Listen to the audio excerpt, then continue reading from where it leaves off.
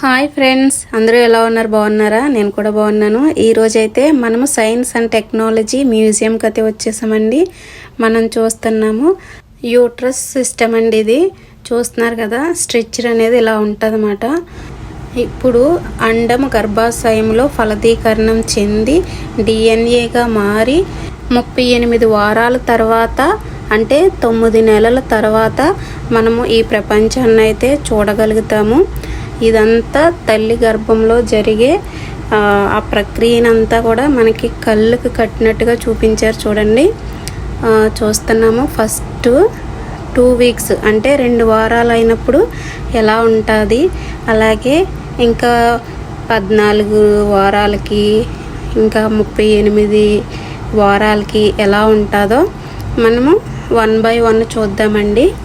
ఇంకొకటి ఏంటంటే, మనం పేదవాళ్ళమైనా ఉన్నవాళ్ళమైనా ఎవరమైనా సరే ఈ భూమి మీదకి రావాలంటే ఈ తల్లి గర్భమే మనకి ఆధారం అండి. ఇది చూసిన తర్వాతే ఫస్ట్ మనం ఈ లోకాన్ని చూడగలుగుతాము. చూద్దాం రండి. ఫస్ట్ ఇలా ఉంటామండి. తర్వాత 2 వీక్స్కి పిండంలా ఏర్పడుతుంది.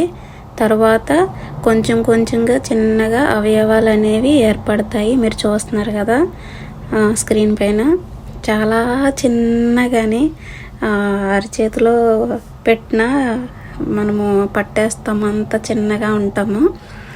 ఇంకా ఇప్పుడు 8 వారాల తర్వాత అయితే ఇలా ఉంటామండి. చూస్తున్నారు కదా, కొంచెం పెద్దదైంది బేబీ. తర్వాత 14 వారాలకైతే కొంచెం కొంచెంగా పెద్దదయ్యి బేబీ మూమెంట్స్ అనేవి తెలుస్తాయండి మనకి. ఇక్కడ అన్నీ సిస్టమేటిక్గా రాశారు, మనము చదువుకోవచ్చు. తర్వాత ఇక్కడ కొన్ని స్క్రీన్స్ ఉన్నాయండి, అవి టచ్ చేస్తే మనకు ఫుల్ ఇన్ఫర్మేషన్ అయితే ఇస్తారు. నేను ఇక్కడ చూసి చెప్తున్నాను మీకు. ఈ బేబీ వచ్చేసి 20 వీక్స్ మాట. మూమెంట్స్ అన్నీ కూడా ఫుల్ ఉంటాయండి. అంటే బేబీ అనేది బాగా కదులుతుంది, ఇంకా తంతుంది, అటు ఇటు తిరుగుతుంది అలాగా.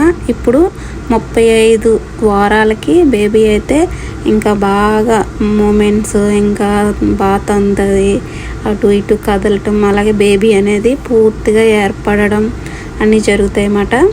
చూస్తున్నారు కదా, బేబీ మనకి చాలా క్లియర్గా కనిపిస్తుంది. ఇంకా లాస్ట్ 38 వారాలకి ఇంకా బేబీ రెడీగా ఈ లోకాన్ని చూడడానికి, అమ్మ కడుపులోంచి బయటికి రావడానికి రెడీగా ఉన్నారు. 38 వారాలు అంటే మనము 9 నెలలు అని చెప్తాం కదండి. సో ఇది మాట, చాలా బాగుంది కదా.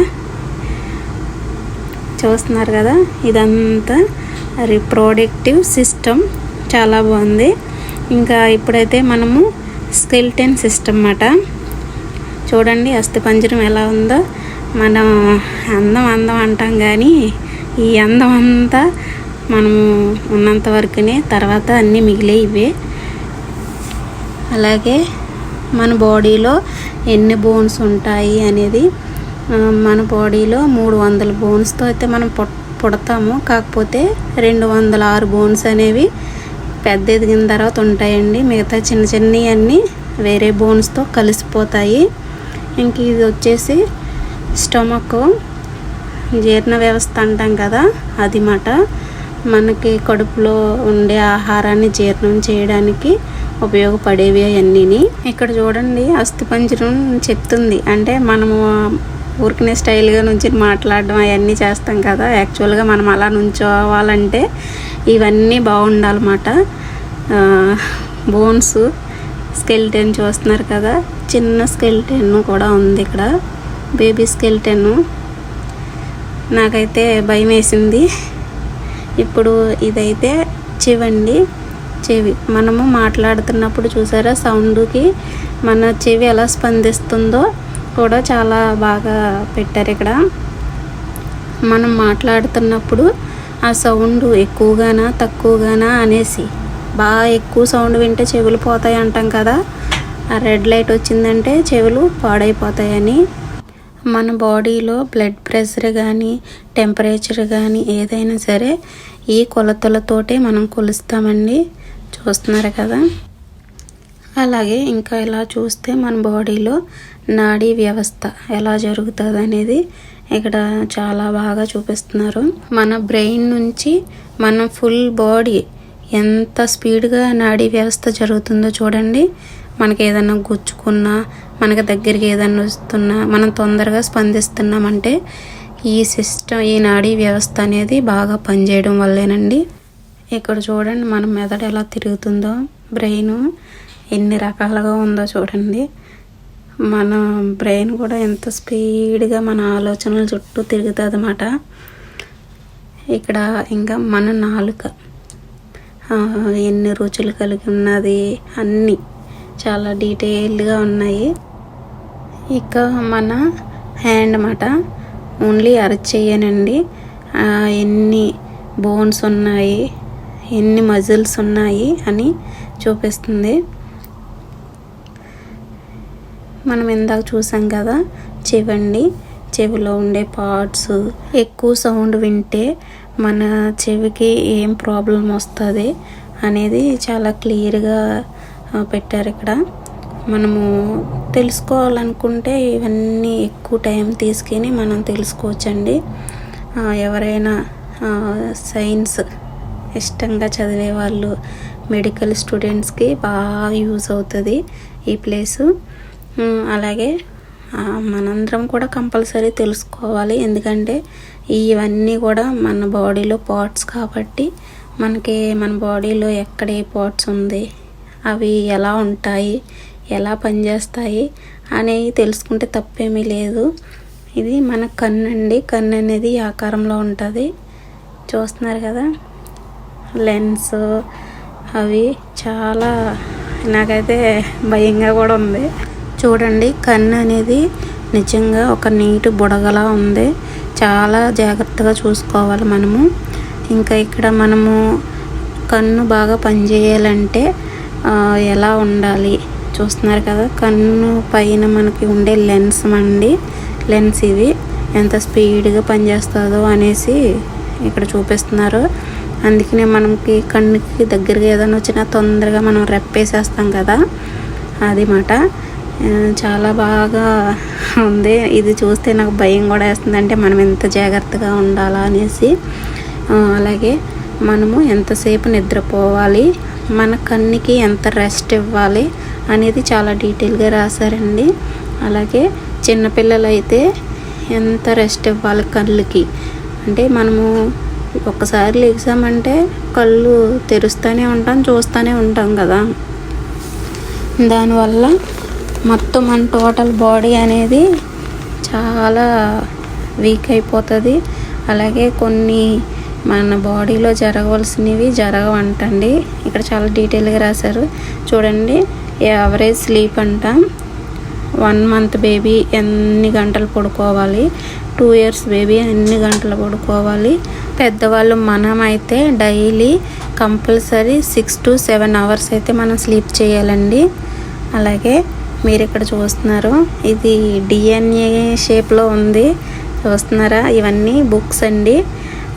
నిజంగా ఈ సైన్స్ అలాగే ఈ మెడికల్ స్టూడెంట్స్ అనే వాళ్ళు చాలా చదవాల్సి ఉంది. వాళ్ళు నిజంగా ఇదంతా చదివితేనే ఇంత నాలెడ్జ్ని గెయిన్ చేసుకోగలుగుతారు.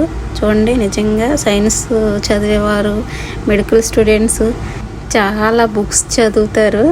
చూడండి, నిజంగా చాలా బుక్స్ ఉన్నాయండి. వన్స్ అగైన్ మెడికల్ వాళ్ళందరికీ హ్యాట్స్ ఆఫ్. ఇంకా మనం ఇలా చూస్తే మన ఐ సిస్టమ్ అండి, అలాగే లెన్సెస్ చూడండి ఎన్ని రకాలు ఉన్నాయో. ఒకరి గ్రీన్ కలర్లో ఉంటాయి, ఒకరు పిల్లి కళ్ళు అంటారు, ఒక బ్లూ కలర్లో ఉంటాయి. చూస్తున్నారు కదా, చాలా రకాలు ఉన్నాయి. అలాగే కొంతమంది కంట్రీస్ బట్టి కూడా ఉంటాయండి. కొంతమంది ఈజిప్షియన్ వాళ్ళ కళ్ళు చూడండి గాజు కళ్ళుగా ఉంటాయి, అలాగే అమెరికా వాళ్ళు వేరేగా ఉంటాయి, ఇండియా వాళ్ళు బ్లాక్గా ఉంటాయి ఎక్కువ శాతం. చూస్తున్నారు కదా, అన్ని రకాలు ఉంటాయి అన్నమాట. ఇంకా మనము ఇలా చూస్తే మన బ్రెయిన్ చూడండి ఎప్పుడు వర్కింగ్ చేస్తూ ఉంటుంది. అంటే అన్ని వ్యవస్థలు కూడా మెయిన్గా బ్రెయిన్ మీదే ఆధారపడి ఉంటాయి కాబట్టి అది ప్రతి క్షణం చాలా వర్క్ చేస్తుంది. నాడీ వ్యవస్థ కానీ బ్లడ్ అన్ని సమస్తము బాడీలో మన అన్ని అవయవాలు బాగా పనిచేయాలంటే మెయిన్గా మన బ్రెయిన్ బాగా పనిచేయాలి. ఇంకెలా వచ్చేస్తే లంగ్స్, హార్ట్, లివరు, కిడ్నీస్ చూస్తున్నారు కదా ఇలా ఉంటుందన్నమాట. మన బాడీలో పార్ట్స్ షేప్ అనేది ఇలా ఉంటాయండి. నేను చెప్పాను కదా, వీడియో చూసేవారు దీన్ని ఏమంటారో మీరు కామెంట్ సెక్షన్లో కామెంట్ చేయండి. మన బాడీ సిస్టమ్ అనేది, మన బాడీలో పార్ట్స్ అనేవి ఇలా ఉంటాయండి. ఇంకా చాలా డీటెయిల్గా మనకి ఇక్కడ ఉన్నాయి. మరి ఎంత వీడియోలో పెడితే కష్టంగా ఉంటుంది కదా, సో అందుకని నేను జస్ట్ మీకు బాడీ స్ట్రక్చరు అలాగే బాడీలో పార్ట్స్ మాత్రమే చూపిస్తున్నాను. ఇవన్నీ మనకి బాగా పనిచేయాలంటే మనం తప్పనిసరిగా ఏదో ఎక్సర్సైజ్ తప్పనిసరిగా చేయాలండి. ఫస్ట్లో స్టార్టింగ్లో మనం DNA చూసాం కదా, ఒక లైన్లా ఉంది. అదే మన పెద్దవారిలో DNA అనేది ఇలా ఉంటుందండి. చూడండి DNA సిస్టమ్ అనేది ఎలా ఉందో.